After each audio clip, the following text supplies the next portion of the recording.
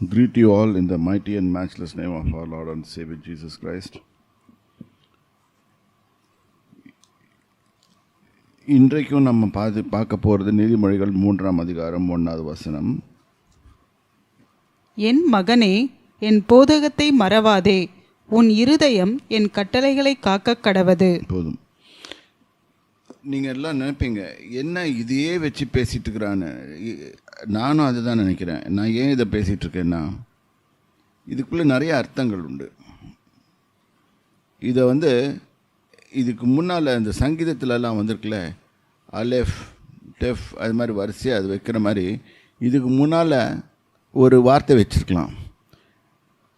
மனிதனே, இந்த உலகத்திலே நீ தேவனுக்கு பயந்து கர்த்தருடைய வழிகளில் நடந்து நீ வெற்றிகரமாக ஜீவிக்க வேண்டுமானால் இந்த போதகத்தை மறவாதே அப்படின்னு போட்டிருந்தா இன்றைக்கி அத்தனை பேரும் பைபிள் கைமா உட்காந்துருப்பான். ஆனால் அங்கே போடல. இது அதாவது மறைக்கப்பட்டிருக்கிறது. இது தேவனுடைய வார்த்தைகள் நமக்குள்ளே இப்படி சென்று வேலை செய்கிறது. அவர்கள் எப்படி நம்ம நடத்துகிறது என்பதை குறித்து தான் பார்க்குறோம். என் மகனே, என் போதகத்தை மறவாதே. தேவன் நமக்கு சொல்கிறது instructions. Do not forget. We are all forgetful. நம்ம எல்லாருக்கும் ஞாபகம் மறதி ரொம்ப அதிகம். ஏன்னா நேற்று செய்த இப்போ இந்த காலத்து ஜென்ரேஷன் நான் பார்க்குறேன். பழைய காலத்து ஜென்ரேஷன் வேறு மாதிரி இருந்துச்சு. இந்த காலத்து ஜென்ரேஷன் போன வாரம் செய்ததே இந்த வாரம் மறந்துடுது. அந்த மாதிரி இருக்குது. கட்டளைகளை காக்க கடவுது. மறக்க வேண்டாம் அப்படின்னா என்ன? மறவாதே, என் கட்டளைகளை காக்க கடவுது. பாதுகாத்துவை, இருதயத்தில் பாதுகாத்துவை. ஏனென்றால் அவைகள் உனக்கு தீர்க்காயுசத்தை கொடுக்கும். தீர்க்காயுசுனா அபண்டன்ட் லைஃப். இது நல்லா புரிஞ்சுக்கோங்க. Abundant life is different from eternal life. Eternal லைஃப்னா நீண்ட நாளாக, தட் இஸ் சாவாமை. அது கர்த்தர் எல்லாருக்கும் கொடுத்துருக்காரு. நம்மளும் ஆவி மனிதனாக இருக்கிற அப்படின்னாலே நம்மளுக்கும் அது உண்டு. இட்டர்னிட்டி இந்த உலகத்திலேருந்து பாஸ் பண்ணோன்னா we enter into another world. That is God's creative. இது நம்புறவன் நம்பட்டும், அதவங்க போட்டோம். இப்போ புதுசாக வந்துருக்குது, இதெல்லாம் சும்மா சயின்ஸுக்கு அகெயின்ஸ்டாக இருக்குது அப்படின்லாம் பேசுகிறாங்க. அது உங்கள் நம்பிக்கை. எங்களோட நம்பிக்கை இது. அவைகள் உனக்கு நீடித்த நாட்களையும் தீர்க்காயுசையும் சமாதான பீஸ். இன்றைக்கி சமாதானத்தை பெருக பண்ணும். இன்றைக்கி நம்ம தேவனுடைய வார்த்தையிலே நிலைத்திருப்போமானால், நம்ம சொந்த ஐடியாவை விட்டுட்டு தேவனுடைய வார்த்தைகளை நிலைத்திருப்போமானால் அவைகள் நமக்கு சமாதானத்தை பெருக பண்ணும். இது வாசித்து கொண்டிருக்கும் போதே இன்னொரு வசனம் வருது.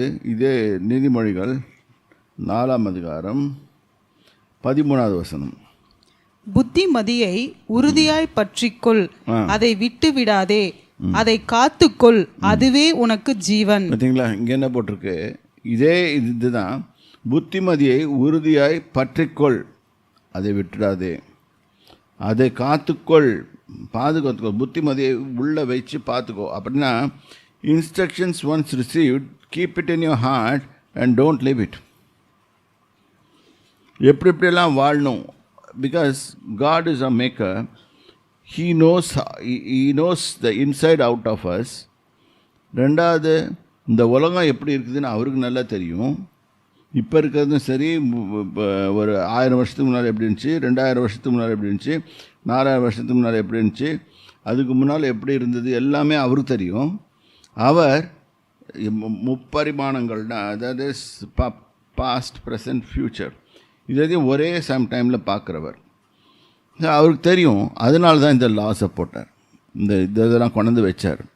இட் டசன்ட் மீன் தட் இப்போ இவைகளெல்லாம் கை கொள்ளலைன்னா நம்ம நித்திய ஜீவனை விட்டுருவோன்னு இல்லை. இயேசுவை ஏற்றுக்கொண்டால் நித்திய ஜீவன், அது வேறு. ஆனால் இந்த உலகத்தில் சக்ஸஸ்ஃபுல்லாக வாழணுன்னா இவைகளை கடைபிடிச்சிடணும். இன்ஸ்ட்ரக்ஷன்ஸ் எப்படி சக்ஸஸ்ஃபுல்லாக வெற்றிகரமாக வாழணும். ஆக்சுவலாக இது நான் நிறைய டீப்பாக போகணுன்னா உங்களுக்கு புரியாது. நம்ம book of Caleb and book of ஜாஷ்வாவை எடுத்து பார்த்திங்கன்னா 2 பேரும் புறஜாதி பேக்ரவுண்ட்லேருந்து வராங்க. இது சொன்னால் உங்களுக்கு ஆச்சரியமாக இருக்கும். நூனின் குமாரனாகிய யோசுவான்னு போட்டிருக்கோம். அது யாருன்னா ஒரு கேனனைட். இது அதுக்கப்புறம் கேலபம் தான். கேலபுக்கோட இன்னொரு மீனிங் உண்டு. அது சொன்னால் நீங்கள் சண்டை போட்டுருவீங்க.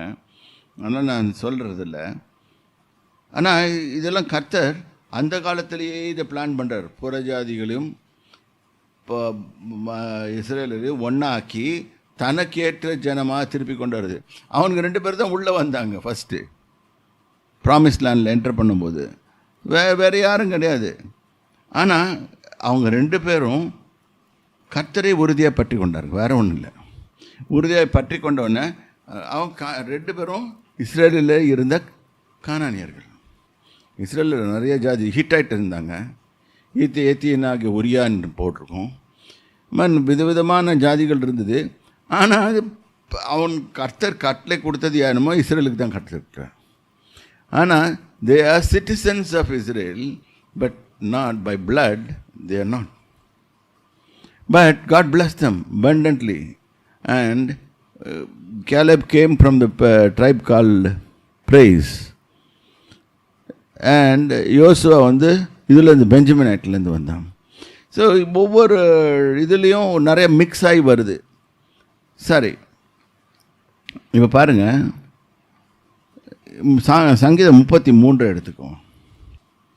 33ஆம் சங்கீதத்தை எடுத்து வாசுங்க. நீதிமான்களே கர்த்தருக்குள் களி கூறுங்கள். நீதிமான்கள் மட்டும்தான் களி கூற முடியும். If you are righteous, automatically you will start praising God, and you will enjoy the presence of the Lord. You will start என்ன பண்ணுவீங்க, அவரில் மகிழ்ச்சியாக இருப்பீங்க. களி கூறுங்க. துதி செய்வது செம்மையானவர்களுக்கு தகும். இதுதான் அவர் செம்மையானவர் கேட்குறாரு. Not our qualifications or anything. What is the relationship between God and we? தேவனுக்கும் நம்மளுக்குள்ள உறவு எப்படி இருக்குது? அவர் நம்ம எண்ணத்தை பார்க்குறார், நம்ம இருதயத்தை பார்க்குறார். வேற எதையும் பார்க்கறதில்ல. அவர் இருதயத்தை பார்த்து அதுலேருந்து தான் கணக்கு போடுறாரு. சுர மண்டலத்தினால் கர்த்தரை துதித்து 10 நரம்பு வீணையினாலும் அவரை கீர்த்தனம் பண்ணுங்கள். அவருக்கு புது பாட்டை பாடுங்கள். ஆனந்த சத்தத்தோடே வாத்தியங்களை நேர்த்தியாய் வாசியுங்கள். கர்த்தருடைய வார்த்தை உத்தமமும் அவருடைய செய்கையெல்லாம் சத்தியமுமாய் இருக்கிறது. அவர் நீதியிலும் நியாயத்திலும் பிரியப்படுகிறார். பூமி கர்த்தருடைய காருண்யத்தினால் நிறைந்திருக்கிறது. கர்த்தருடைய வார்த்தையினால் வானங்களும் அவருடைய வாயின் சுவாசத்தினால் அவைகளின் சர்வ சேனையும் உண்டாக்கப்பட்டது. இது வந்து ஜெனசிஸ்ல மட்டும் போடல, இங்கேயும் போட்டிருக்கு. இதை அடிக்கடி கர்த்தர் சொல்லிக்கிட்டே வர்றாரு. ஏனென்றால் நம்ம மறந்து போயிடுறோம். திடீர்னு மறந்து போயிட்டு எப்படி வானம் உண்டாச்சு, சூரியன் எப்படி உண்டாச்சுன்னா தபால் சூரியன் முன்னால் போய் விழுந்துடுறோம். சூரியனை கும்பிட்டு சூரிய நமஸ்காரம் பண்ணிடுறோம். அது சிருஷ்டி. அதை சிருஷ்டியை தொழுது கொள்ளாமல் சிருஷ்டிகரை தொழுது கொள்ள வேண்டும். இதை மறந்தனால ரோமன்ஸ் 1 கிக்ஸ் இன்டு எஃபெக்ட். இதனால பாவம் உள்ள வருது. அவர் சமுத்திர ஜலங்களை குவியலாக சேர்த்து ஆழமான ஜனங்களை பொக்கிஷ வைப்பாக வைக்கிறார். ஆழமான ஜனங்களை பொக்கிஷமாக வைக்கிறார். பூமி எல்லாம் கர்த்தருக்கு பயப்படுவதாக, உலகத்திலுள்ள குடிகள் எல்லாம் அவருக்கு அஞ்சி இருப்பதாக. அவர் எதிர்பார்க்கிறது இதுதான். கர்த்தருக்கு பயந்து அவர் சொல்படி கேட்டு அவர் வார்த்தையின்படி நடங்க. இதுதான் நமக்கு நியமிக்கப்பட்டிருக்குது. எல்லா மனுஷனுக்கும் நியமிக்கப்பட்டிருக்கிறது. பூமியில் 2 கால் வச்ச மனுஷங்கள் எல்லாமே இதுதான் பண்ணி ஆகணும். நம்ம தெரிஞ்சிட்டோம்னா அனிமல்ஸ் தெரிஞ்சிடும். நம்ம தெரிந்தாதனால தான் அனிமல்ஸ் தெரிஞ்ச மாட்டேங்குது. அவர் சொல்ல ஆகும், அவர் கட்டளையிட நிற்கும். இதெல்லாம் நம்ம வாக்குத்தத்த வசனமாக சொல்லுவோம். இது வந்து ஒரு சீட் மாதிரி எழுதி கொடுத்து, கிளி சீட்டு மாதிரி சொல்ல ஆகும் கட்டளையிட நிற்கும் சொல்லிட்டு எழுதி கொடுத்துருவாங்க. இதை தூக்கிட்டு நம்ம போவோம். போயிட்டு எங்கே போவோம்? இது சொல்ல ஆகும் கட்டளை என்ன எதுக்கு இது வந்து இதை வச்சுக்கிட்டு என்ன பண்ண போகிறோம்? ஆக்சுவலி நான் இது மாதிரி வச்சுருக்கேன் நிறைய அந்த காலத்தில். வீட்டில் சீட்டாக இருக்கும். சொல்ல ஆகும் கட்டளையிட நிற்கும். அப்போ எதை சொல்ல ஆகும், எதை கட்டளையிட நிற்கும்? அவர் சொல்ல அப்போ அவர் சொல்ல வைக்கணும். அப்போ எனக்கு என்னுடைய வேலை என்ன? தேவனே, நீர் என்னோட என் சூழ்நிலையை பார்த்து பேசுங்க அப்படின்னு சொல்லி இப்போ அவரை சொல்ல வைக்கணும்.